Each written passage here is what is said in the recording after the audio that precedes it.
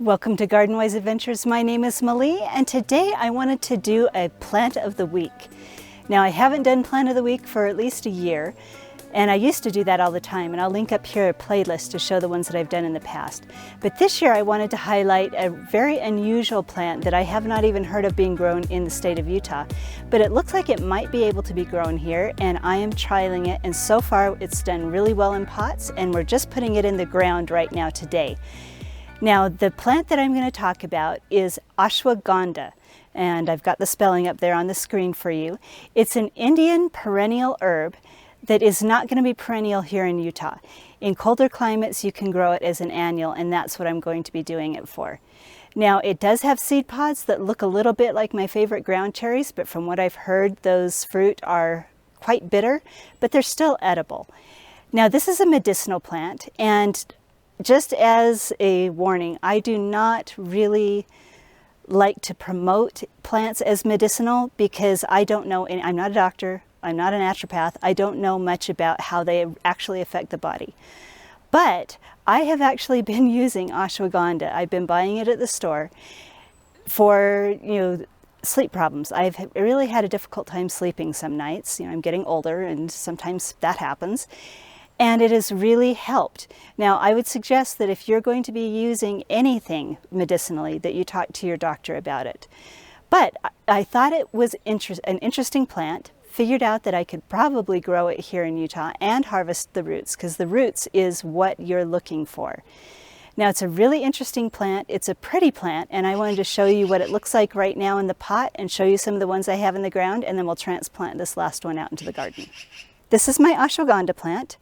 I planted it by seed, and I think I got the seed from Strictly Medicinals. But I planted it by seed in early March, and this is how big it's grown. It's grown quite a bit. It's actually flowered. There's the little flowers right there. Hopefully you can see them. Hopefully it's focusing. But these little flowers have turned into fruits. And I don't even want to taste it because, it's not what I'm growing it for. And supposedly they're quite bitter, but they look like the little ground cherries. Let's see if we could pull the husk off of this and see what it looks like underneath.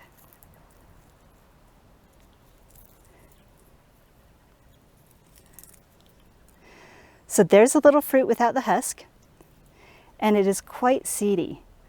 When you squeeze it, almost all of it is seeds. So I think what I'm going to do is harvest the fruit later on and use that for seeds for next year. So you just do it like when you save tomato seeds. You take the seeds out of the pulp, you put them somewhere where they can dry, and then use them. Make sure that they're separated from pulp. I haven't saved the seeds from these, and just from feeling them with my fingers, they don't have that coating around them, that gelatinous coating like tomatoes do. So I don't think you'll need to soak them for very long, if at all. But anyway, let's take it and go plant it in the garden, and I'll show you how I'm going to use it in the garden and why I decided to plant it the way that I did. Now, I wanted to try to be able to grow enough of the root for me to be able to use it most of the year. I use it in what's called moon milk, and maybe later on I will show you how to make moon milk. It's been really a great game changer for sleeping at night. I don't know if it's the fact, sorry about the magpies, they're very loud today. I don't know if it works because of the warm milk or because of the medicinal effect of the plants. I'm just not sure. But I really like it, so I do use it every once in a while. Now, I'm going to have 7 plants just so I can see if I have enough of the roots for them. And I'm going to be harvesting them as a crop, so I've put them all together here in a grouping. It's not as attractive as it could be, scattered around the landscape, but I figured, if it's going to be a crop, we need to treat it like a crop. So this new little plant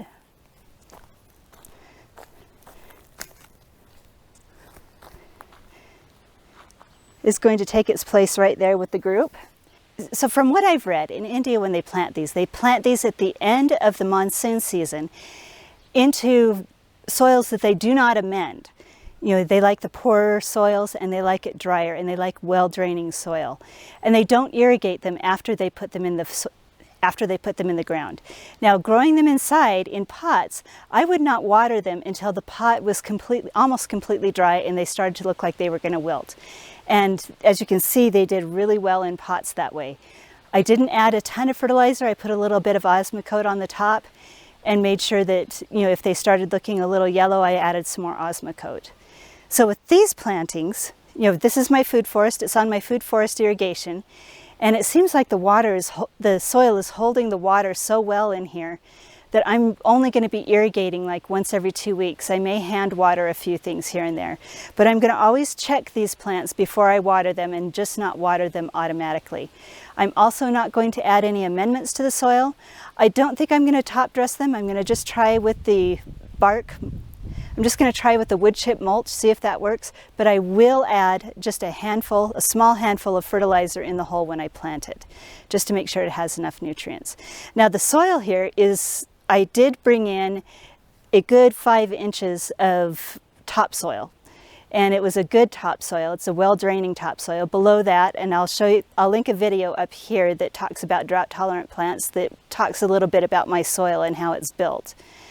But it does have a layer of sand underneath that the previous homeowner brought in. And then underneath that, it's just hard, rocky clay, mostly rock, a little less clay. So we'll see how well these do. The ones that I planted a couple of days ago are looking great. So let's get this next one in the ground.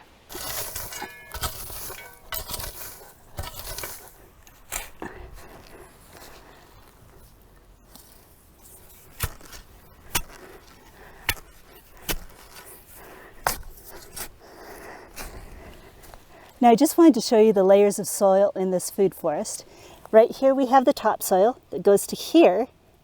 Right here is my sod. That's my old sod. So this used to be lawn, and I didn't kill off the sod. I just put the topsoil over the top of it, and I've had no weeds come up. And then at the very bottom, you can see that layer of sand that we have. Now the reason I brought in the topsoil is I wanted the opportunity to be able to plant annual vegetables in here, and I wouldn't be able to do that through the grass and the sand and then the rocky soil beneath. So let's keep on planting.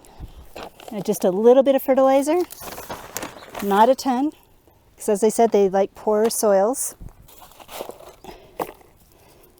And the roots look really good. It's not root bound at all, so I don't need to mess up the roots. Roots is what we're harvesting it for. We're going to plant it into the soil the same depth as it was in the pot, so it's not higher or lower.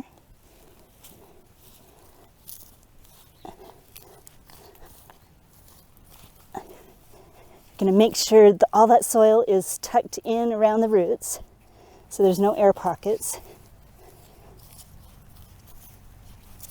Going to make sure the soil is not piled up around the stem. Then we're going to water it in well. And the only reason, the soil is pretty wet, the only reason I'm watering it right now is to make sure that the soil settles in around the roots. We'll let that drain. Now, as you can see, this has been draining quite quickly, so I'm not worried about the drainage in this area. But I will not be watering these plants until they show signs of needing to be watered. I'm going to watch them and really carefully, and as soon as they start wilting a little bit, then I will water them again. Pull the mulch back around the plant.